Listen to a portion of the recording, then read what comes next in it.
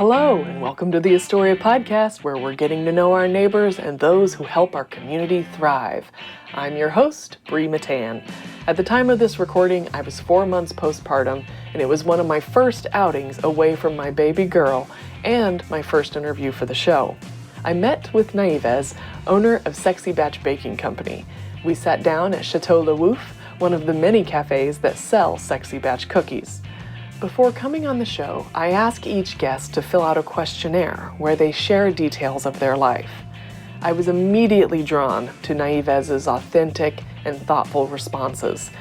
In this episode, we discuss what a science officer has to do with baking cookies, and we get personal about the loneliness and struggles of starting your own business. Nieves gives me some unsolicited parenting advice that I found quite inspiring, and I think you will too.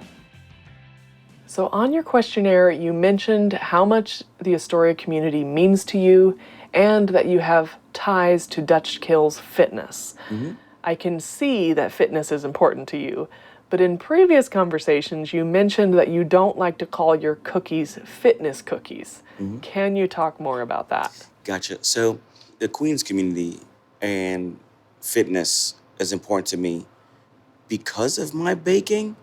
But my baking is important because of the fitness community.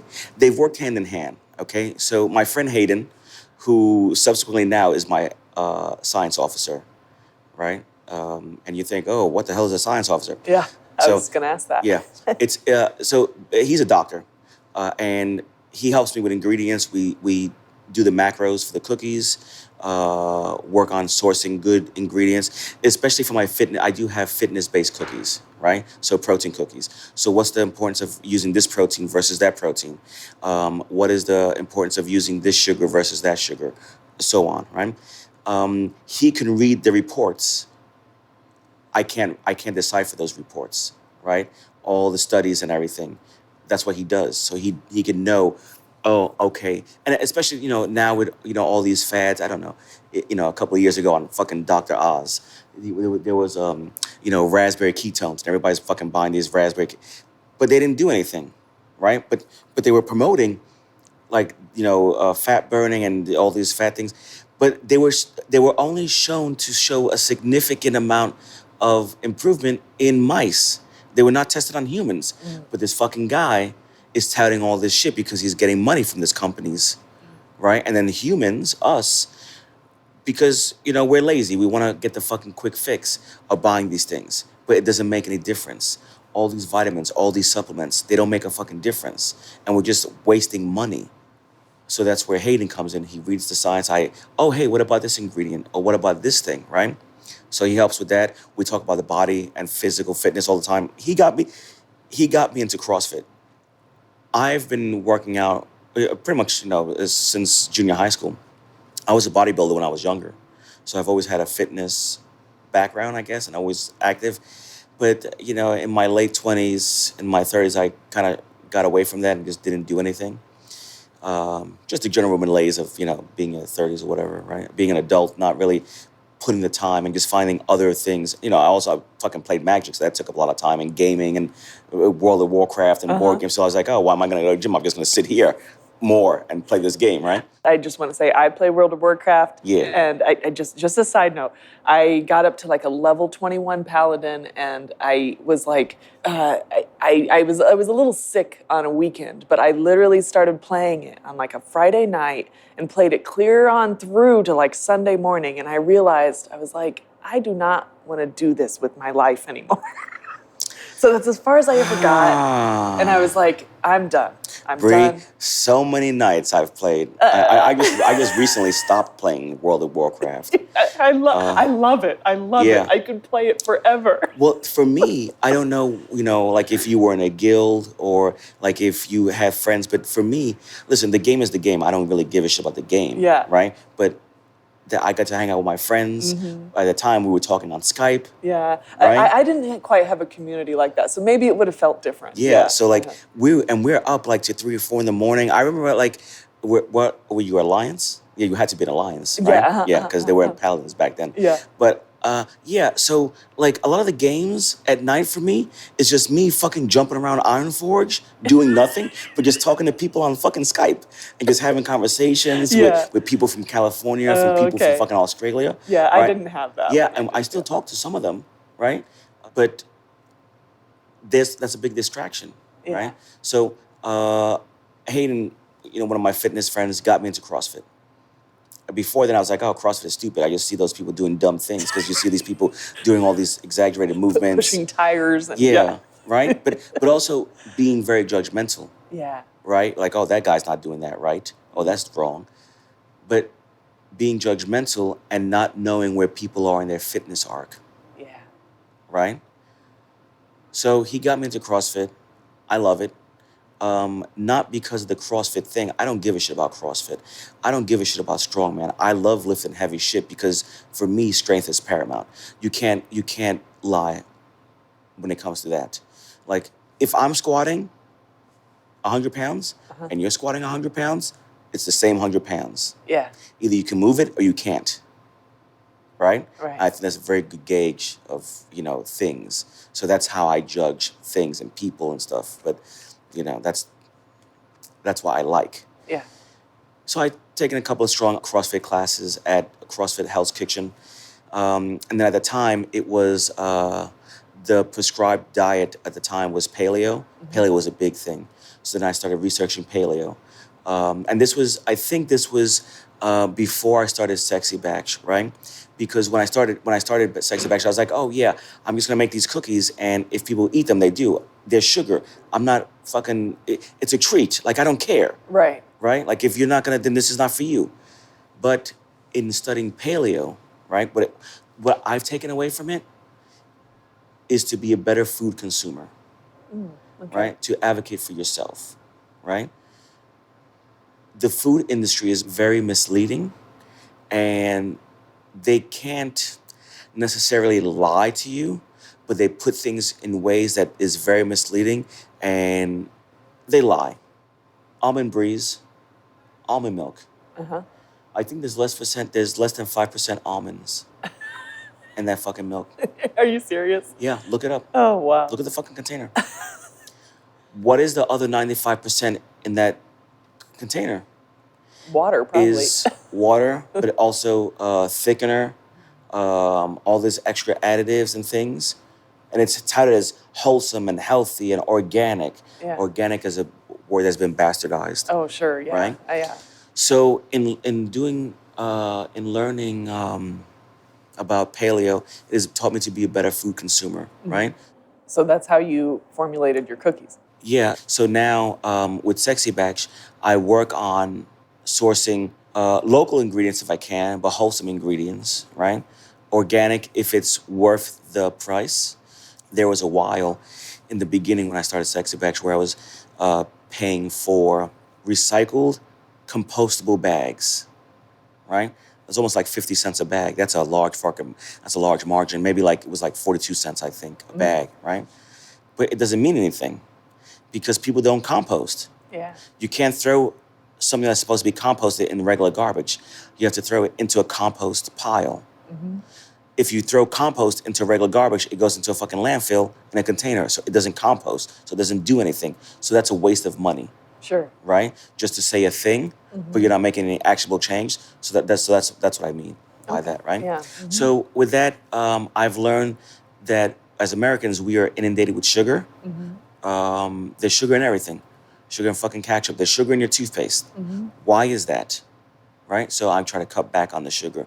Not sugar-free, right? And not a healthy option, but it's the right amount of sugar for the Maillard reaction. Yeah. And also where your body's not going into shock from having all this sugar. Yeah. Right? So things like that are important to me. So I wouldn't say healthy cookie because what is healthy? Right. But you can get nutrients. Yeah. You get nutrients from my products, from the ingredients. Yeah. If you read my ingredients label, everything on the ingredients label, you know what they are. Yeah. If you read something on an ingredients label and you don't know what it is, how the fuck do you think your body's supposed to know what it is? Sure. Think about that. When it comes to all these ingredients, all these gums and thickeners, all, if you don't know what that is, how can your body know and assimilate what that is and get right? But one of the main reasons why I use King Arthur flour, their Sir Galahad all-purpose flour, is because it's non-bromated. There's been studies that suggest there's links between bromation and cancer, right? And the regular flour is bromated, right? And then they had to add enriched vitamins and things, right? So things like that. It's just a little changes that mean a lot, but that a regular person like myself don't really know because I can't decipher the studies. That's where Hayden comes in. So him and I just talk all the time about body, about fitness, about things. If you were a fly on the wall, whenever we hang out, it's just really, the conversation we're having is what are the next food places we're gonna go to, what I'm working on, like ingredients wise, and fitness things like movements and body and things like that. He owns Science for Fitness, which is a fitness blog, and he also does private training, right? So this is our life. Like him and I just talk about this, but it's not like we got to talk about this. This is just naturally how we enjoy to spend our time, right? Yeah. So it's important for me to provide a good quality product that nourishes people and doesn't derail them for their fitness goals. Yeah. That, along with, I now also provide fitness-based products. I have 2 cookies that are protein. I don't know, say fitness-based, but protein-based, right? Okay. So it's like 10 grams, 15 grams of protein. So which cookies are those? It's the Dominator, which I made, and I named it after the owner of Dutch Kills Fitness, Dom. Oh, that's cool. Yeah, because he was like, oh, you don't ever make a cookie for me, blah, blah, blah. I was like, all right, oh my gosh. So, it named it the Dominator, after him. And then the Cliffhanger, which I made specifically for the Cliffs, LIC, the climbing gym. Oh. I call it the Cliffhanger because Cliffhanger is a Sylvester Stallone movie of rock climbing. Okay. Right? Old movie. But when I started climbing, also Hayden got me into rock climbing as well. But when I started rock climbing, I would just make stupid references to that movie, so it just kind of stuck with me. Yeah. And they're called the Cliffs, Cliffhanger, right? So I want to provide a good cookie for people who are climbing, the good quality energy, right? That's cool. Yeah. Okay, we're going to take a short break, but when we come back, things get personal. I didn't realize this interview was going to get so... so deep. So deep. Yeah. So stay tuned. So I had you fill out the form to sort of get more information about who you were as a person. And something that I was very drawn to was your authenticity. And I'm curious if you would just sort of elaborate more on who you are as a person and how your friends would describe you and things like that. Gotcha. So that question was good. That actually made me pause and really think, because it's tough to describe yourself without pontificating of this person, so good, right? So I think there's always 2 people inside of you, the person who you are and then the person who you think you are. A couple of years ago, a friend of mine, Hashim, had described me as flaky, and that really bothered me. I was fucking pissed because I didn't see myself as flaky. Also, this was, after a long day of playing Magic on very little sleep. So I'm sure I was agitated. But the conversation, kind of veered in a strange way. But we was driving home from a pre-release Magic event, and we were talking. And yeah, he described me as flaky, and I really took offense to that because I don't think that I am. But then he went on to describe some scenarios in which I was flaky. I didn't think I was, but somebody else did, right? And it's not always, it may not always be the case. It could also be what their expectations are, right? So for a very long time, I guess now to a certain extent, although I really mitigate this with food, I have social anxiety. Also with imposter syndrome, also with the thinking that I don't belong in a place, right? And a lot of that is from my childhood growing up, poor and not having food or not having means like other people, right? You just, I don't really belong, or I can't go to this thing, whatever the case is. So sometimes I don't go to events, but I don't think that it's bad because I'm like, oh, who the fuck is gonna miss me? I'm not, right?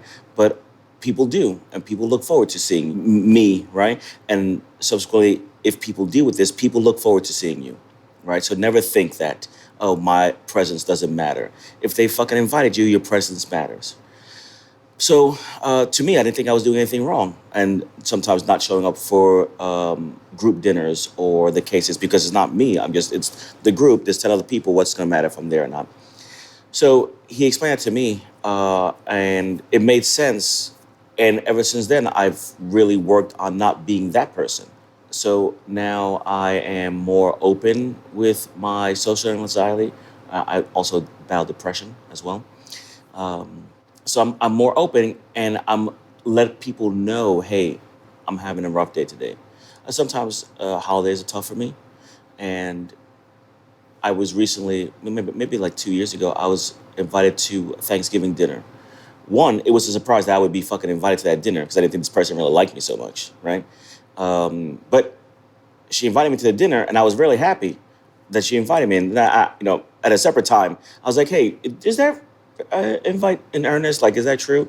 Because sometimes, when you're invited in a group, sometimes it's like, oh shit, I invite these people. Oh, hey, Nieves, you want to come to this thing, right? Because but she was like, no, yeah, it's true. I would love to have you, right? And I was really looking forward to that. That made me feel really good inside, and I was really looking forward to going. Day of Thanksgiving, I was just not in a good place, but I texted her. I was like, hey, listen, I'm not gonna be able to make it.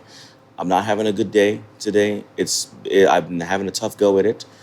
And she was like, okay, no problem, something. I hope you feel. It was good for me to let her know what was happening. And it was good for her to understand that these things are happening, right? So now, and all that's to say that I'm really becoming the person who I think I am. I want to be the dependable person. I always tell my friends, I want to be the first phone call, not the last, right? But then when you call me, I want to show up. Yeah. Right? So I have a lot of friends that count on me for things. Something as simple as installing a ceiling fan or helping them paint or watch their fucking dog for the weekend, right? Yeah. And my answer is yes. Like, yes, right? And then I show up.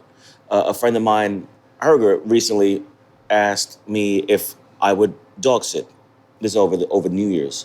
And I was like, yeah. And then as it got closer to the date, he was like, hey, just checking in. Are you sure you want to, are you sure you're able to, dog sit? I was like, yeah. And it's still yes because I said yes. Mm-hmm, Like, I'm not like, I said the thing, I'm going to do the thing, right? So I've really been focused on being that person. Now, I hope that people would describe me, I hope that my friends would describe me as dependable. My friends describe me as I know they describe me as no nonsense. I don't fuck around. I mean what I say and I say what I mean. I'm very hard on them, right? But to me, it's honesty, right? Like, I'm honest with the situation and the things. If you fuck up, then, hey, you fucked up. But if you did a good job, then I'm also very quick to give you accolades. But I'm not going to let people slide. I don't want my friends, people who are in my life, to meander through life. That's not my fucking station, and I don't want it for my friends. So a lot of times it's me having tough conversations with my friends about, hey, get your shit together. Let's go. What's going on? How can I help? Let's get this thing going. A lot of the conversations lately have been in fitness, right? Because, we're older now. A lot of, some of these people I've known for more than half their life. My friend Matthew C., I know this fucking kid since he was 14 years old. Mm-hmm. The kid is fucking married and has a kid now. So that our lives have changed. Yeah. But he's always been a little overweight, but now parenthood and job, and I understand that stress. And that's why I really do my best to say, hey, listen, let's go to the gym. Let's take some time for you. Let's do this thing, right? So I hope that people describe me that way, encouraging, giving. Yeah. But I don't get sarcasm. And it's a big joke around my friending group. They call me Drax. Okay. From the Guardians of the Galaxy. I don't know if you that Marvel. Yeah. Because I'm just very literal, right? Also, I hate when people use the fucking word literal. Okay. That shit drives me fucking crazy. It'd be fucking with people walking down. I literally was walking down the street. I'm like, oh, so you were just walking down the street. Like, I don't understand that fucking word, and people just drive me crazy when they use this shit. Yeah. So it's just things like that, right? Yeah. I'm very matter of fact. And so I may not make it a sarcasm thing, but people could infer sarcasm, right? So like at the gym, there was this occasion, it's like, oh yeah, I'm strong. I was like, oh, you wouldn't know that because your body's so tiny, right? But I wasn't, he's very svelte. Like he has a small body. Like if you look at somebody like me, right? I look more muscly, so you would think I'm stronger, but he's very lean. But everybody started laughing. I was like, I'm just like, what? Like he does have a little body. Like but I wasn't being mean. It's just right. So just things like that. But I think that my friends would describe me as loving, caring, open, trustworthy. These are all the attributes that I hope that they would describe me as, right? I've been slowly working away from people describing me as anal because I think that's a very negative and derogatory word. It's not that I'm anal about things, I just care. Sure. Right? There's a place for everything and everything in its place. If you're gonna do something, do it to the fucking best that you can. If not, don't fucking do it. Yeah. Right? Yeah. So people describe me as, but that's not true. I just care. Yeah, that's a similar quality that I've been sort of trying to work on in myself, especially now that I've just had a daughter, in that I definitely struggle with perfectionism. And once upon a time, I would see that as a good quality. But I've come to realize that perfectionism is the robber of good. And it's kind of a defense mechanism, usually stemming from fear of failure. And I do not want to, pass that on to my daughter. And so I'm working on that in myself. And in our previous conversations, you've talked a little bit about failure indirectly. And I'm curious if you have any stories about failure in your life, or it's a very heavy question, I guess. Yeah. But I'm curious if you have anything to say about that. I do. I will answer that question after this unsolicited piece of advice. Okay. You have a daughter now, right? It doesn't matter what you say at all. It matters what you do. Yes, 100%. And I don't think that parents, I don't have any fucking kids, so I don't know. I just know as being a son, right? Yeah, sure. And being a human. Yeah. Right? Real quick, I just want to add, I don't think that you have to have kids, or when you have kids, that you just magically have all of this wisdom. I think people, even without kids, can have wisdom for parents. Yeah, I have learned that in my later life, and I've just come to this epiphany on my own, right? Parents are not special people. They're not superhuman. They're just fucking humans that happen to have offspring. We're doing the best we can. Right, but you joke by saying that, right? But really think about that. Yeah. You, Bree, Yeah. are doing the best you fucking can. Yeah. You don't have all the fucking answers. No, I don't. Right? But this kid is looking at you like you have all the answers. Yeah. Because you're portraying that, and I'm the authority, right? But you're not, and you don't, right? So you have to understand that. And you're a human, and even though you're a mom now, you're a woman. Right. You have needs, you have wants, you have aspirations, right? I'm learning that now with my mom. My mom and I did not have a good relationship growing up. We did not talk for a very long time. But now that I'm talking to her, I'm doing my best to learn about her as a woman. What did you like to do when you were a kid? What did you want to be?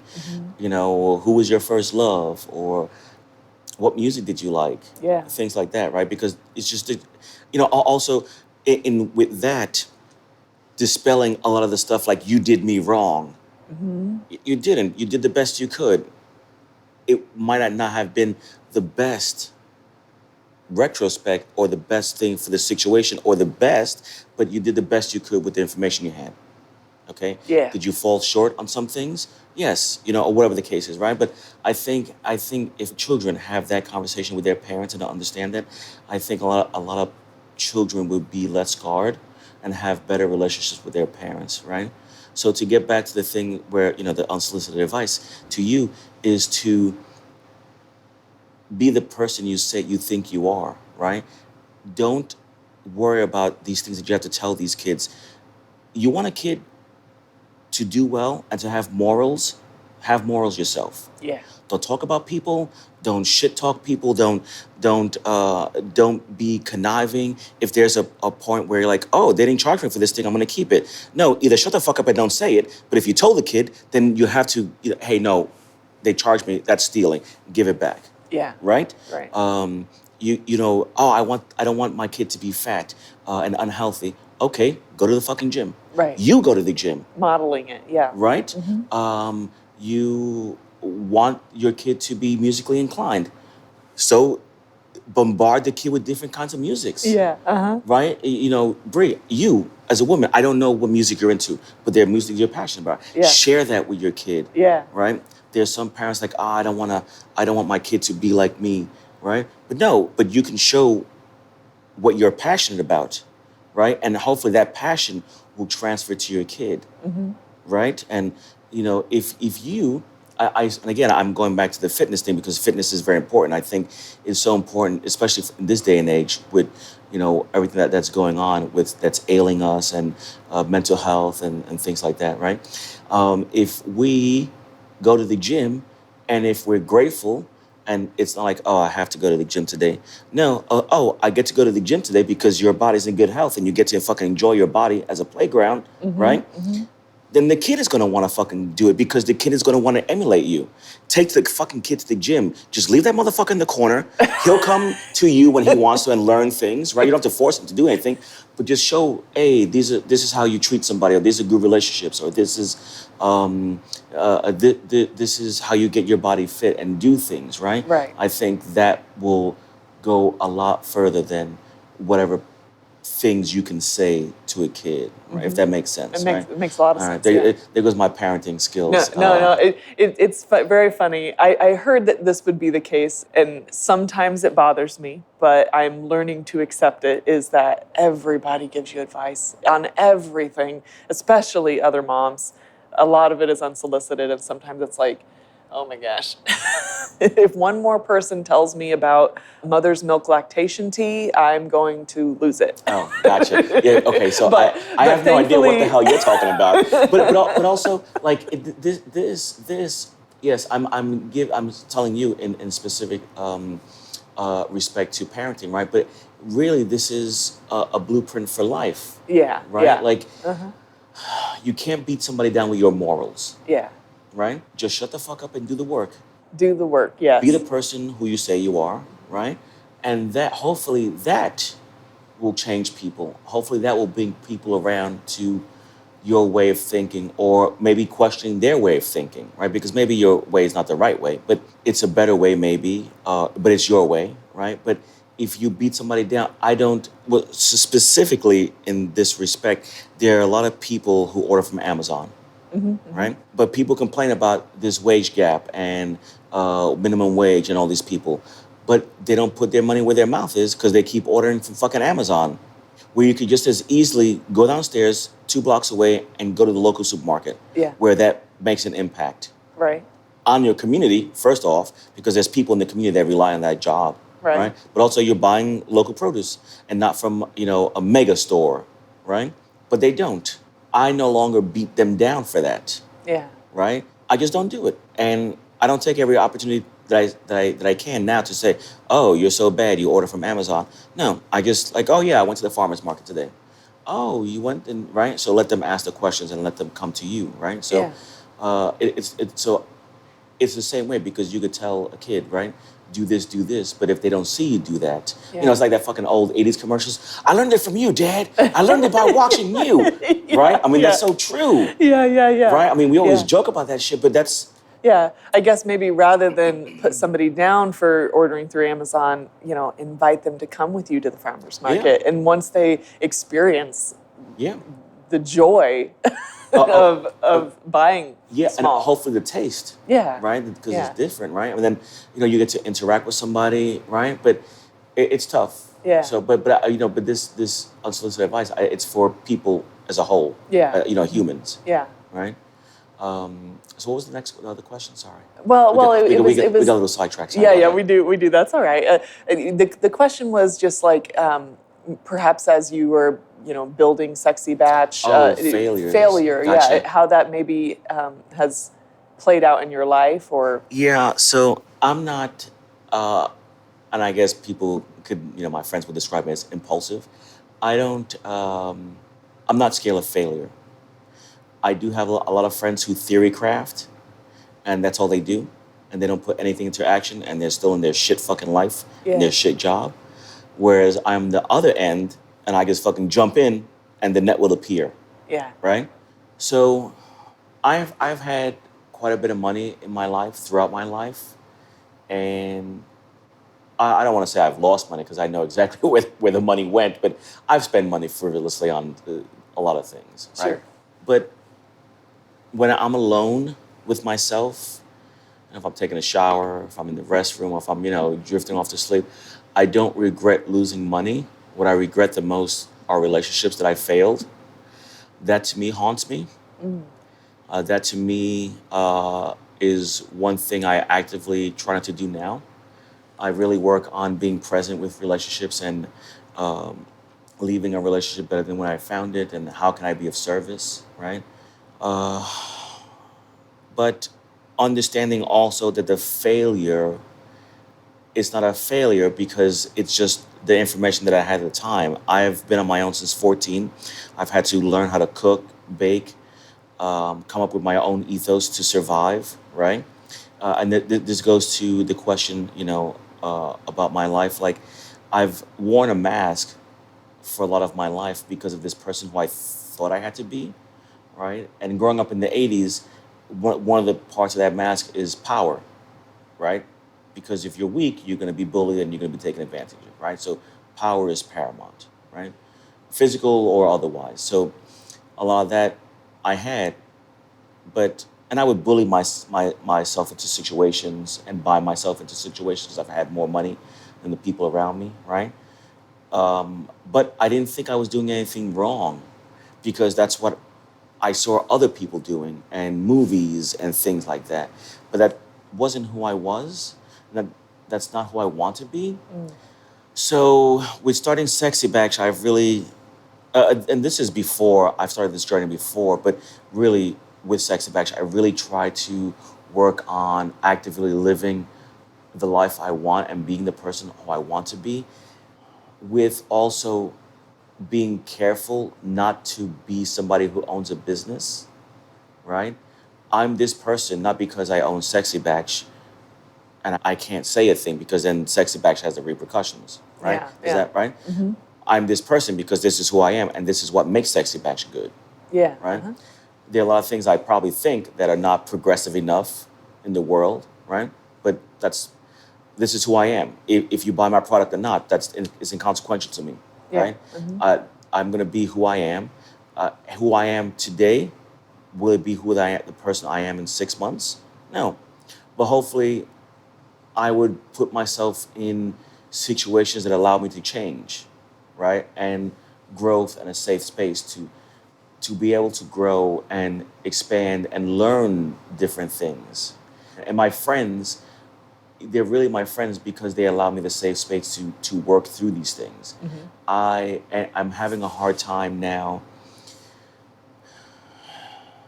reconciling the person I was and the person I am and my belief system, because who I am is a lot of who I think and what I think. But then I'm changing. But then who was I that person now? And did I ever believe that? Because if you believe a thing and you change, then did you really believe it? yeah, Right? I see the world as black and white. I see the world as black and white. I believe that humans make the gray area in compensation for their failings. But I'm also understanding that's perspective now. And so that's really challenging everything I thought. It's really tough. It's really tough growing and changing yeah, once you believe a thing. But having friends that allow you to have conversations and talk things through and not try to beat you down and browbeat you into their way of thinking. Yeah. Right? I think is very important. I don't have a therapist. My friends are my therapist. And that's not to say that I don't dump on them things, but we Yeah. talk about things. We talk about ideas for the future, right? And ideas and theory craft of what the world is, and just because the world has been a way, does it need to be that way, right? So there's a lot of self-reflection that you have to do. So, but I went off on a tangent again. No, Sorry. no, that's okay. So the It seems failures, like- the failures that I've had really have been relationships. Yeah. And that's really what haunts me. Sure, right? sure. I don't know that but even with the relationships, I don't know that they're failures. It's just that I haven't had an opportunity to make it right. Sure. Because people I don't talk to. Yeah. Right. Listen, I believe a thing. And if Yeah. I believe a thing, that's what I believe. Yeah. But I'm quick to also apologize if the thing I believe is wrong, or if I've been wrong, and I'm saying, hey, I'm sorry, because I believe that there's a way back to redemption, and I'm learning that in my older years, because it doesn't fucking matter. Nothing really matters. It all matters, right? You see, Yeah. but this is what I'm saying, right? So like, this is the issue that I have with myself. Everything matters Yeah. to me, and again, this is what one of the things that when people say that I'm anal. I have my containers where I put my ingredients. There's a label and there's a lid, and the lid has the writing is oriented in a certain way, that's face forward. Put the fucking lid back the same way all the time. Sure. It doesn't matter. It doesn't matter. No. But it matters because it goes to purposefulness. Right. So it's just that purposefulness every time that carries you, that little thing could carry you to be great every time someplace else. Yeah. So that's what matters, right? Yeah. And that's what's important to me. So, I would like opportunities to grow and change, and I would like opportunity to some of the relationships I failed to say, hey, I'm sorry, I was wrong. Yeah. Whether they accept my apology or not, right? I wanted to know that I feel the loss. But then, sometimes do I want to apologize to make myself feel better? Would it make them feel good? I don't know. I think maybe it would make them feel good, because sometimes people want to say, oh, you know what? I was missed. Or, hey, I was taken for granted. This person knows, or something, right? Sure. Yeah. But it's tough. I don't, besides relationships, I don't view a lot of my life or things in my life as a failure. It's just learning opportunities. Yeah. I was speaking to a friend of mine, Steve Gross, and again, I've had quite a bit of money in my life, and sometimes I think about, I should have started Sexy Bags when I had the money, Yeah. but the company would not have been the same, right? It would not be so purposeful and mindful as it is now, and the relationships I have cultivated would not have been the same, because I wasn't the same person. Now Yeah. I'm more mindful and thoughtful and present and focused, right? So, was it a failure that I lost all that money? Yeah. No, it's a learning experience, Right. Hopefully, when the money comes back around again, I would understand the power of the money and do the right thing, Yeah. and not just piss it away again, right? And live the fucking Miller High life. But I will say this, Bree, I had a fucking good time.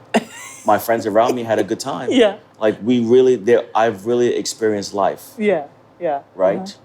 So what are failures? What is a regret really? Right? So I don't view my life, I work on not viewing my life as a failure. Although I'm about to be fucking 50 years old, a single guy in a fucking one-bedroom apartment, right? Like that. Am I a failure? I don't have a relationship. I don't talk to my dad at the moment, right? Is that a failure? Am I failing that way? That haunts me, right? Because then I view myself as like, am I just my fucking father again? Like, and then I'm trying to fucking outrun that fucking history, right? But I don't do drugs and I'm not a fucking drunkard, so that's kind of good, right? Yeah. But, I think about those things, right? And those things haunt me. Yeah. And that's why I really work on being purposeful and mindful with Sexy Bags, because I want to make an impact. Yeah. I want to be of service. Yeah.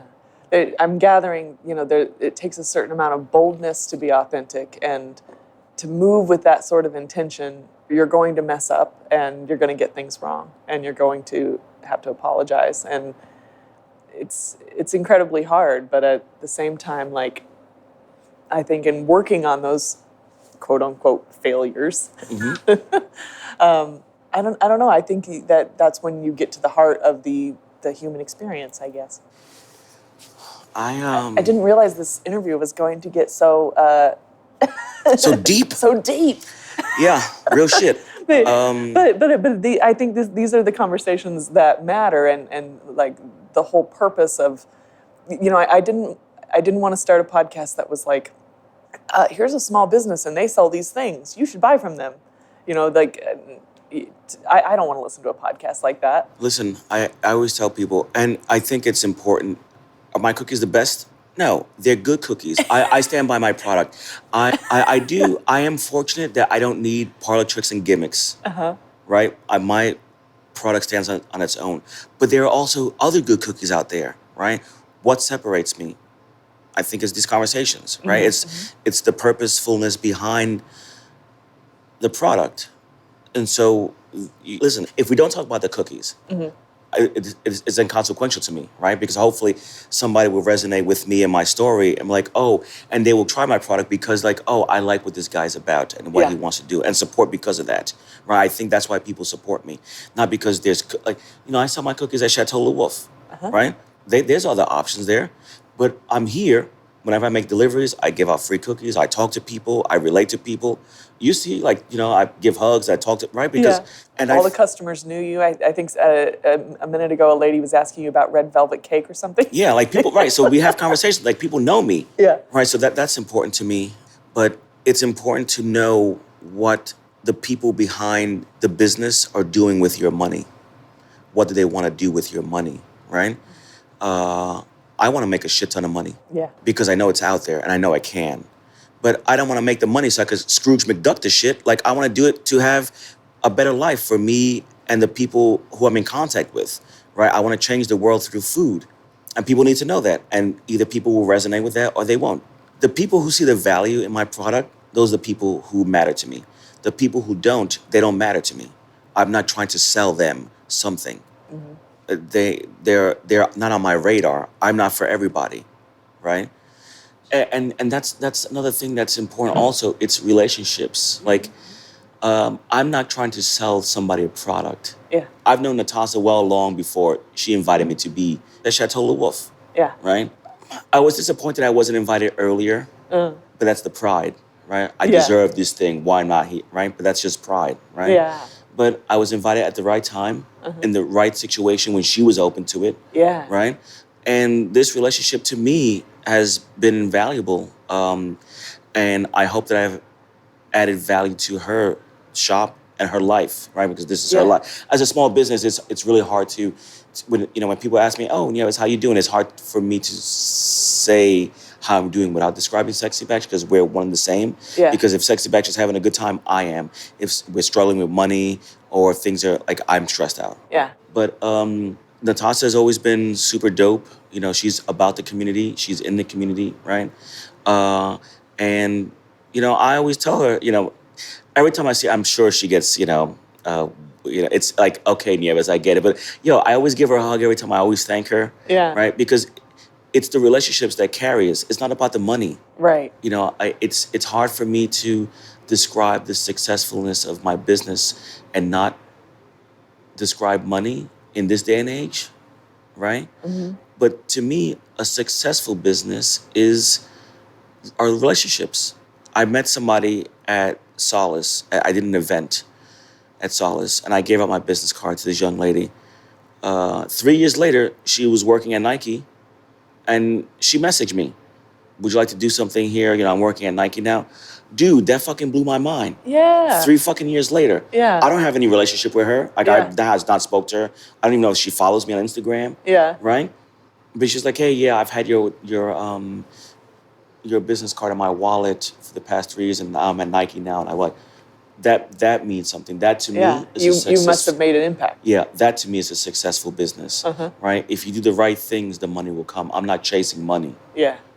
right? The money is out there. I always tell people, I'm driven by money.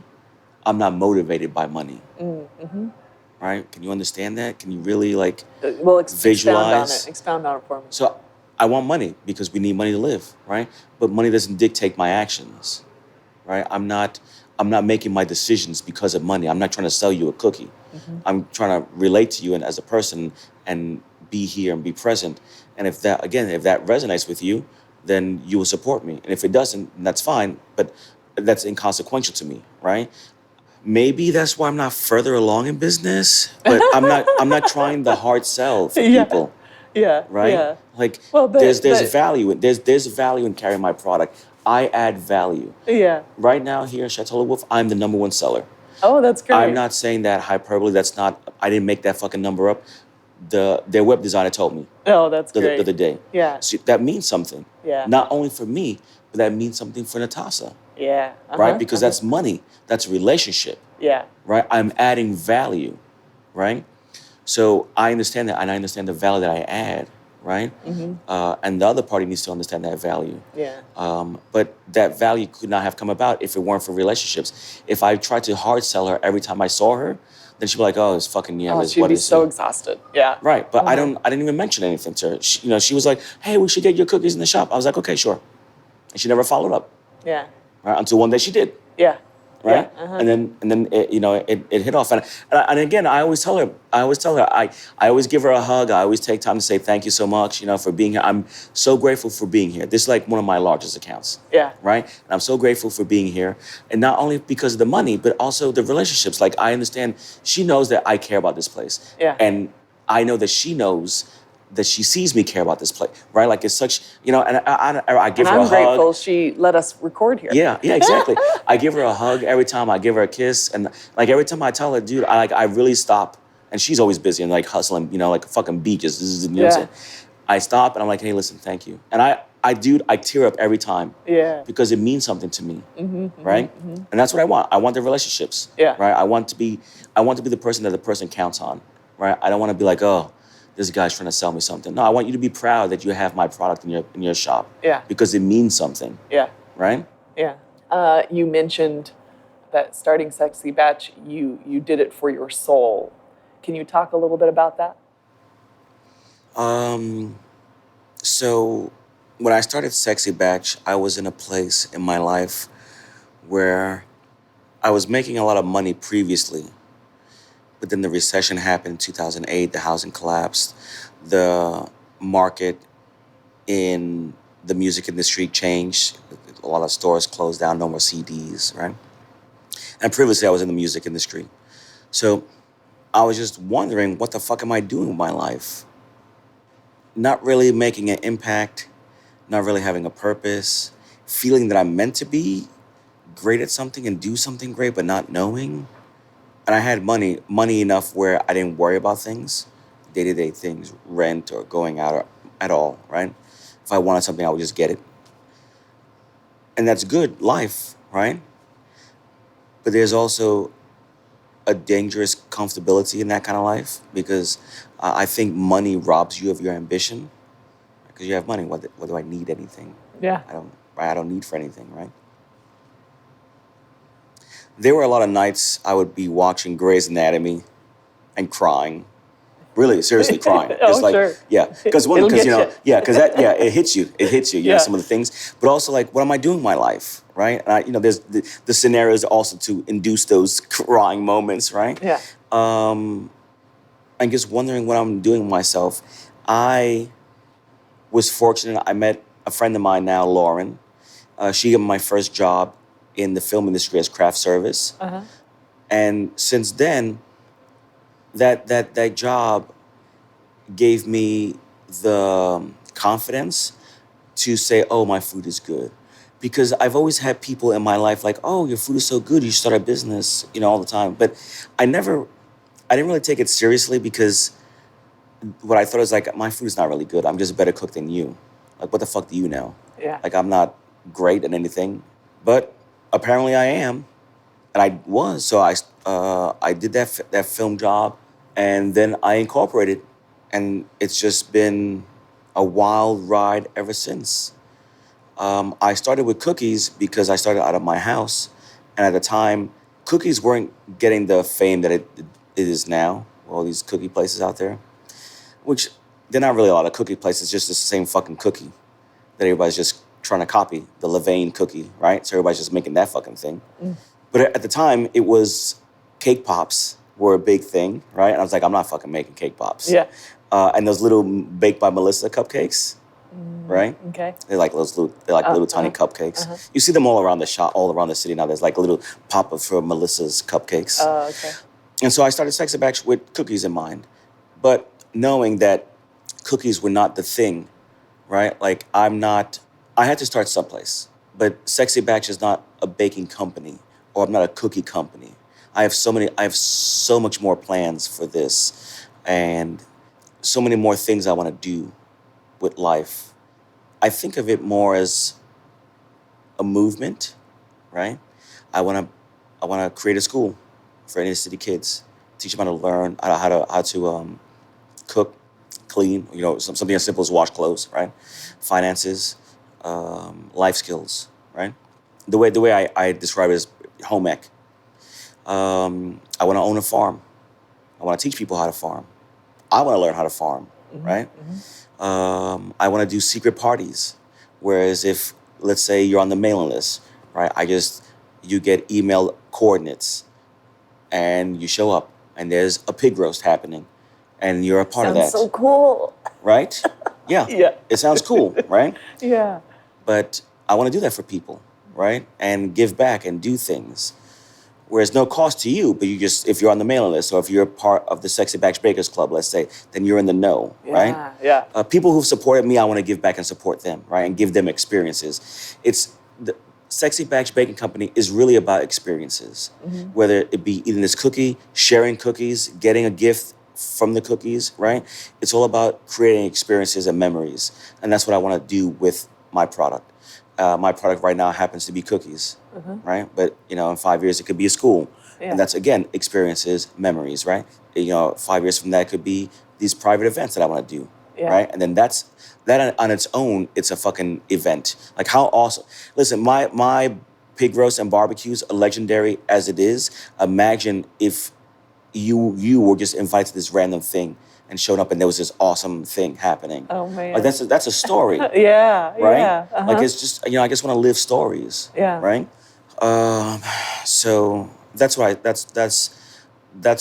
I started Sexy Batch, really, to be mindful and to be purposeful and really give back and figure out how can I make my mark on the world and society in a positive way, in a positive, impactful way. It's important for me to say impactful because I think people think, especially with social media now and all these keyboard heroes, right? They don't do shit.